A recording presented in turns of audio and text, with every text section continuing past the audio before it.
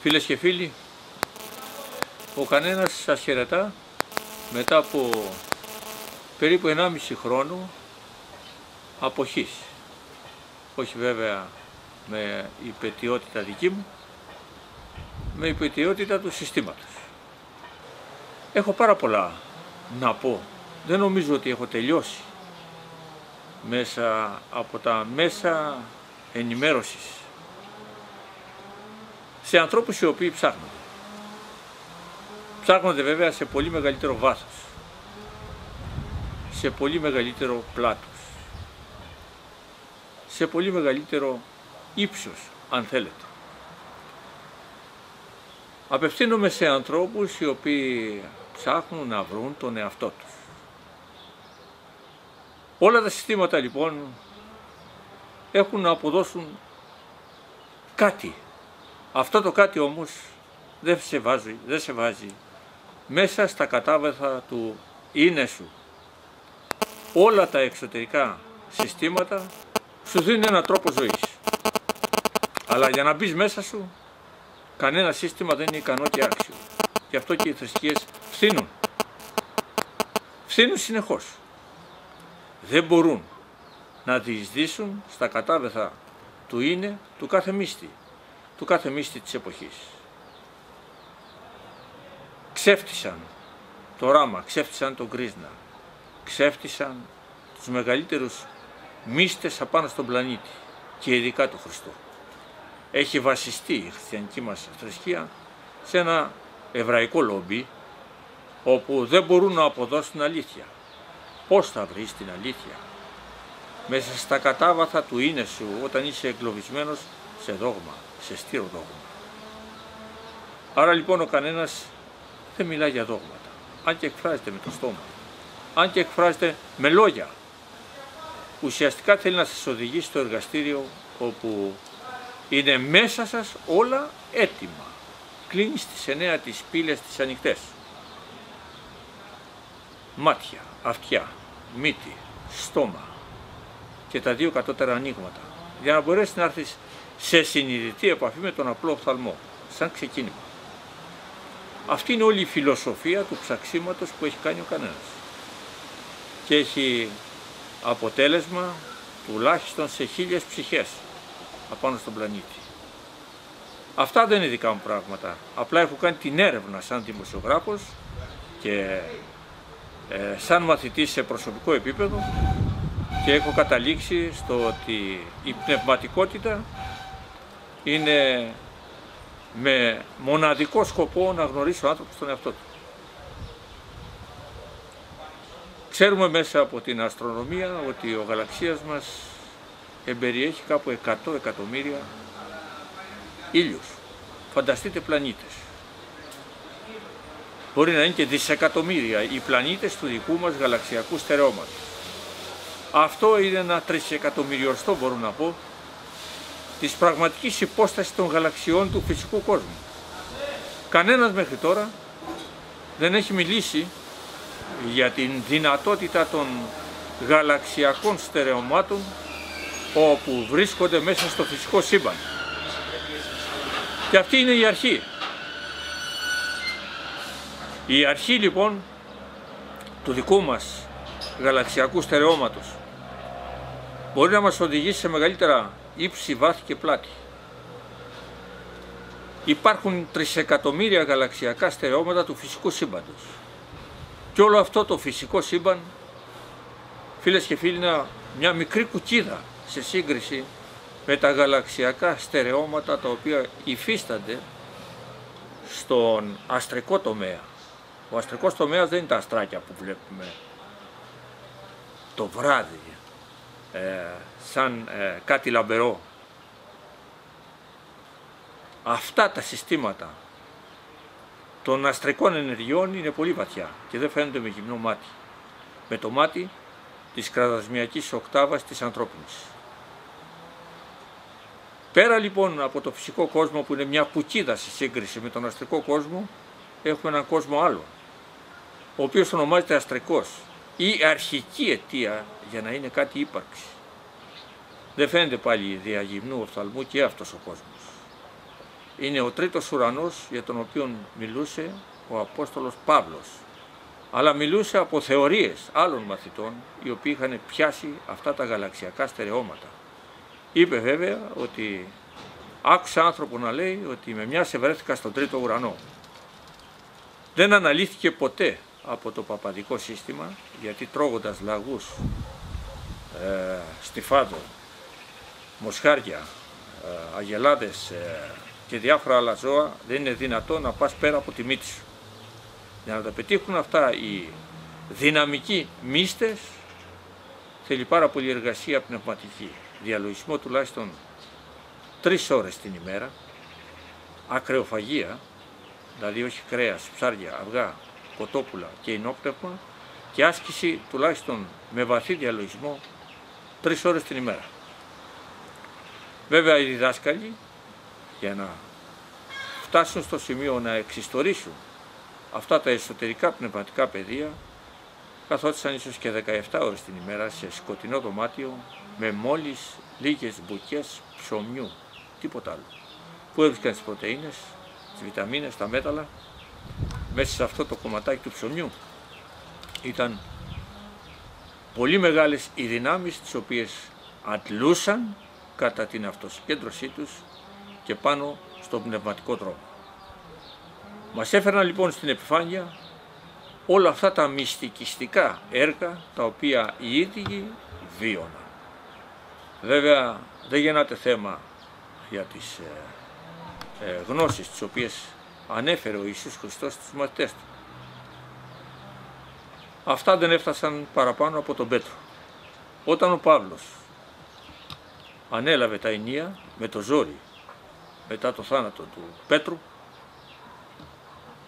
μπήκε ένα στήρο δόγμα ουσιαστικά μέσα από το εβραϊκό λόμπι και ξεχάστηκαν αυτές οι εσωτερικές πνευματικές αλήθειες του Ιησού. Κάθε μύστης δίδαξε τον ίδιο πνευματικό δρόμο στους μοιημένους μαθητές του. Άρα λοιπόν υπήρχε ένα κλειστό κύκλωμα για λίγους ανθρώπους σε όλες τις εποχές. Ο Ιησούς Χριστός λοιπόν ήταν ο διδάσκαλος της εποχής του και δίδαξε την αγάπη. Πώς μπορεί να προσεγγίσει ένας μαθητής την αγάπη, μοιημένος μαθητής στα μεγάλα μυστήρια και όχι άνθρωπος του όχλου. Δεν θέλω να πω πάρα πολλά στον πρόλογο, γιατί θα προχωρήσουμε πολύ βαθιά σε ένα γράμμα ενός πάρα πολύ μεγάλου διδασκάλου που έζησε από το 1858 μέχρι το 1948, όπου μας αναλύει για το ποιο δρόμο είναι ανάγκη να ακολουθήσουμε και να φτάσουμε στην πνευματικότητα. Έναρξη λοιπόν αυτών των εκπομπών είναι μέσα από ένα φιλικό άνθρωπο, ο οποίος μας έδωσε το χώρο του για να ξεκινήσουμε ξανά με έναν πολύ διαφορετικό τρόπο αυτές τις διερευνητικές ομιλίες τις οποίες έχει κάνει ο κανένας. Και θα αρχίσω βέβαια, φίλες και φίλοι, με ένα ποίημα που είναι και επίκαιρο. Μια μικρή καλημέρα σε αυτή την ιδέα, όπου μόνον ο Έλληνας ανακάλυψε όταν ήταν από φως έλαμπε. Άραγε οι τότε πολίτες ήταν τόσο όριμοι, ώστε η κυρία αρχαία Ελληνίδα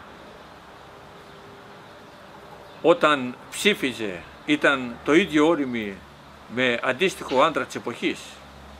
Αλλά τότε μάλλον η γυναίκα δεν δικαιούταν να ψηφίσει. Οι Έλληνες τέλος πάντων ανακάλυψαν την ισότητα. Το δικαίωμα της ελεύθερης μα και απόλυτης έκφρασης ήταν σε πολιτικό, σε θρησκευτικό, ήταν σε κοινωνικό επίπεδο. Ο ναζισμός όμως, αδέρφια μου, είναι πέρα ως πέρα κάτι βάρβαρο και αντίκειται σε βάρβαρους, αδαείς και κτηνώδεις ανθρωπίδια. Κτηνώδη ανθρωπίδια.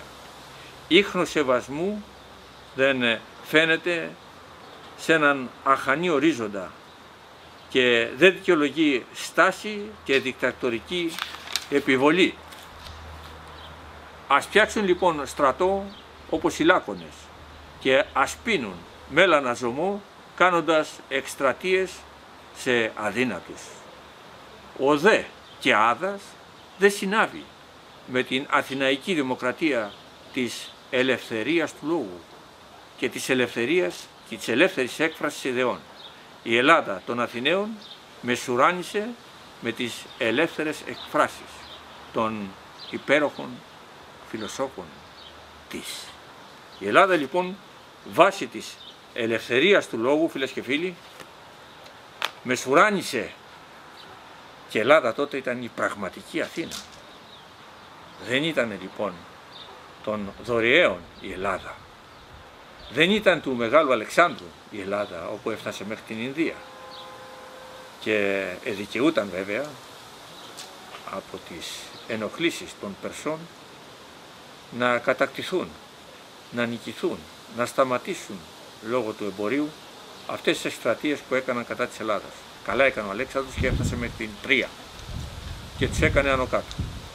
Αλλά δεν έκανε καλά για μένα να φτάσει μέχρι την Ινδία, το Αφγανιστάν.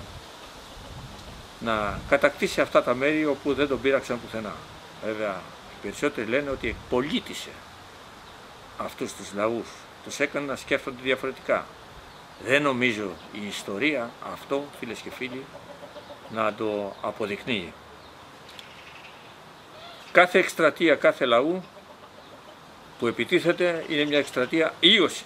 Είναι ίωση. Και βέβαια βρήκαν τρόπο να τον εξολοθρεύσουν. Στα 33 του έφυγε δια της βίας με υψηλό πυρετό.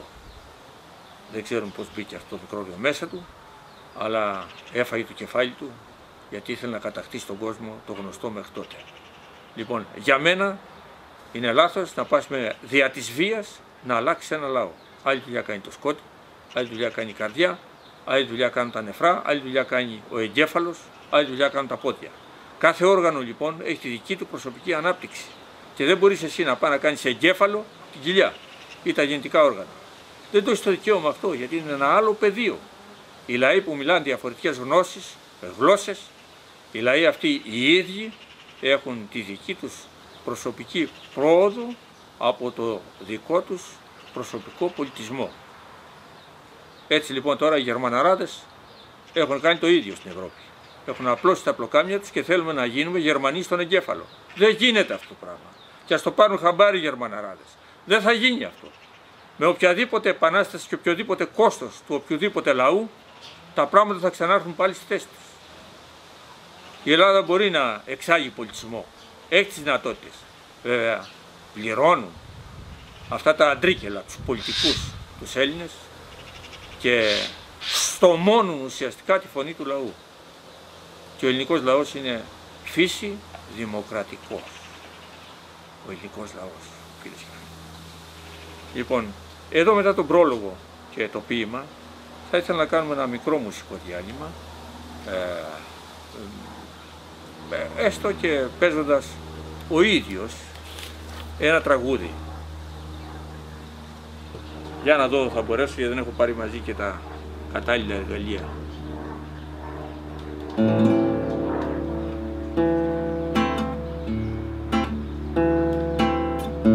Επειδή σ' αγαπώ, πως κι οι πέτρες ανθίζουν στη γλάστρα, επειδή σ' αγαπώ, το φεγγάρι φιλιέται με τα άστρα, επειδή σ' αγαπώ, σ' αγαπώ, γράφω σ' όλους τους στίχους, επειδή σ' αγαπώ, ξαγρυπνώ στη σκατιά σου τους ήχους, επειδή σ' αγαπώ, τα φτερά ξαναράβω στους ώμους, επειδή σ' αγαπώ, ξαναβγαίνω με τσέπη στους δρόμους και φωνάζω στους δρόμους, σ' αγαπώ, επειδή σ' αγαπώ,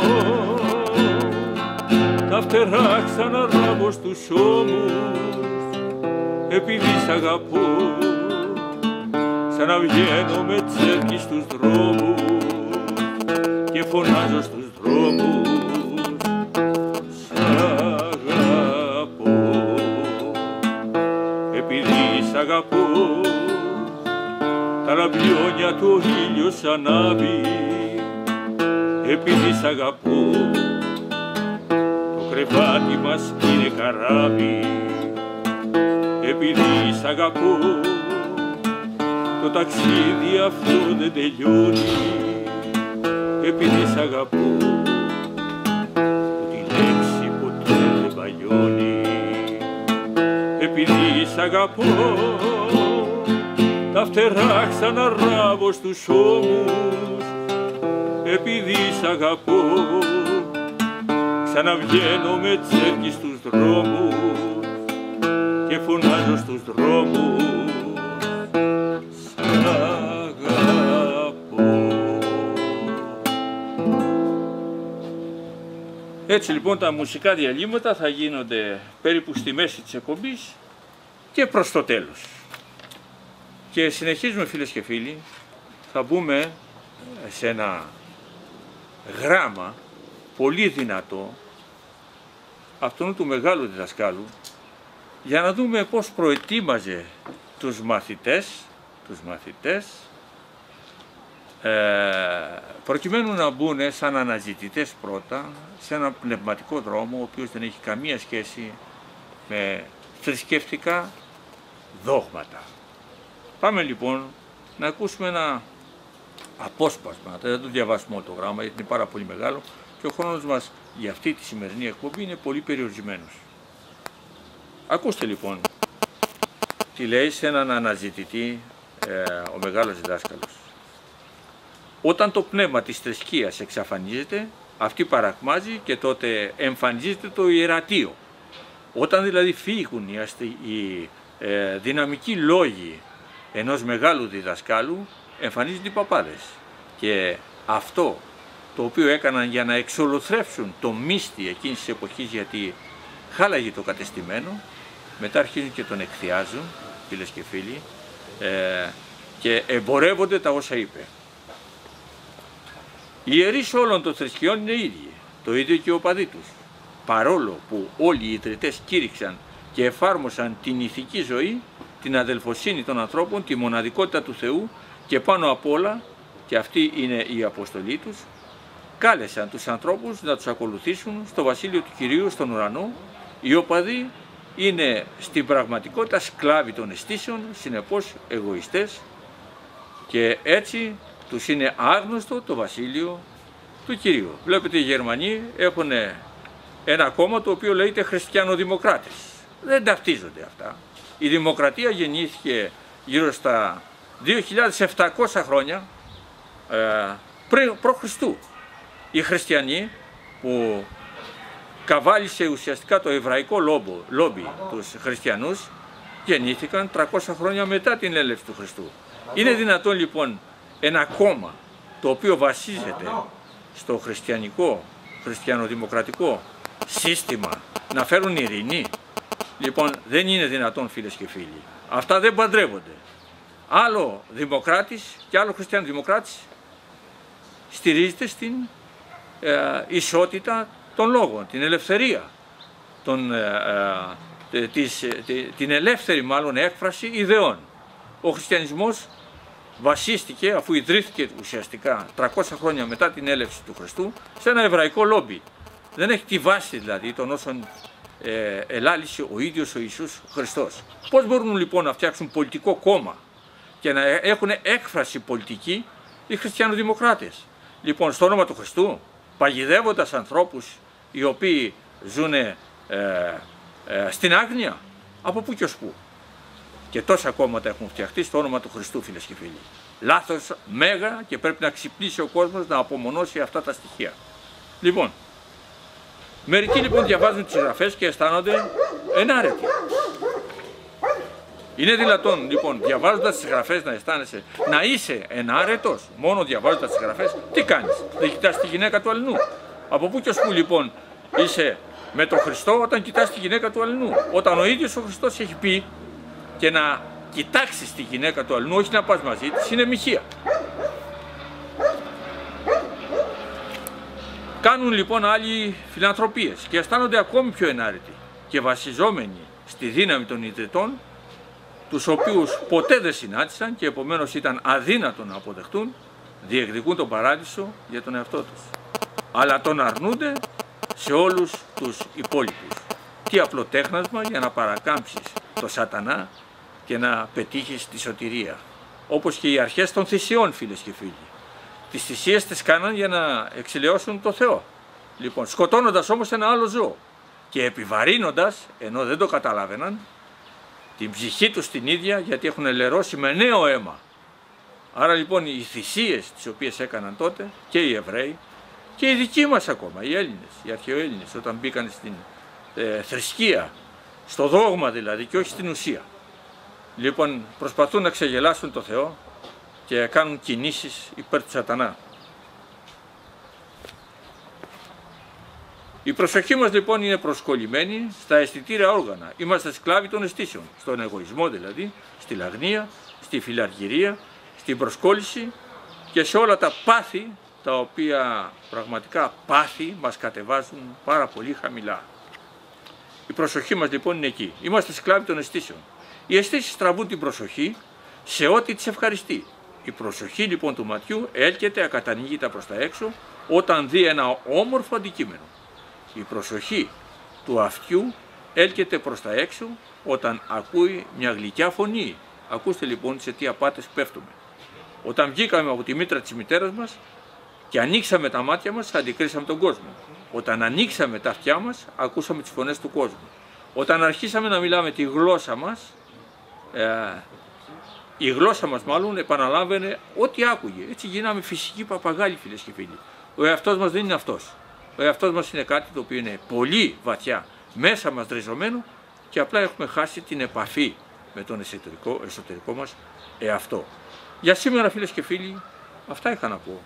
Και βέβαια, άμα θα συνεχίσουμε να κάνουμε εκπομπές και μπούμε σε περισσότερη χρονική διάρκεια, έχουμε να ξαναπούμε πάρα πολλά. Έχω μαζέψει πάρα πολλά επί 1,5 χρόνο που απέχω από φυσικές εκπομπές. Λοιπόν, να σας ευχαριστήσω, να ευχαριστήσω πάρα πολύ αυτό το δαιμόνιο της δημοσιογραφίας, τον Νίκο τον Μαυροκέφαλο, ο οποίος πάντα βρίσκει έναν τρόπο να με ερεθίσει και να με φέρει κοντά του, έστω στο σταθμό του. Λοιπόν, για να εκφράσω ελεύθερα πλέον τελείως την άποψή μου. Πέρα από ανθρώπους οι οποίοι μου επέβαλαν κάποτε να εκφράσω άλλες απόψεις. Δεν το έκανα ποτέ. Γι' αυτό και έσπασα, έκοψα λάσπη. Θα τον ευχαριστήσω λοιπόν τον Νίκο τον Μαυροκέφαλο και το συνεργείο το οποίο τον ακολουθεί και τον αγαπάει και τον λατρεύει, το τηλεοπτικό συνεργείο, το φίλο μας τον Βαγγέλη τον Ευαγγελίου, που είναι πιστός υπηρέτης και φίλος των όσων λέμε και τα λέμε λοιπόν με μεγαλύτερη διαλεκτική σημασία στην επόμενη εκπομπή. Να είστε καλά.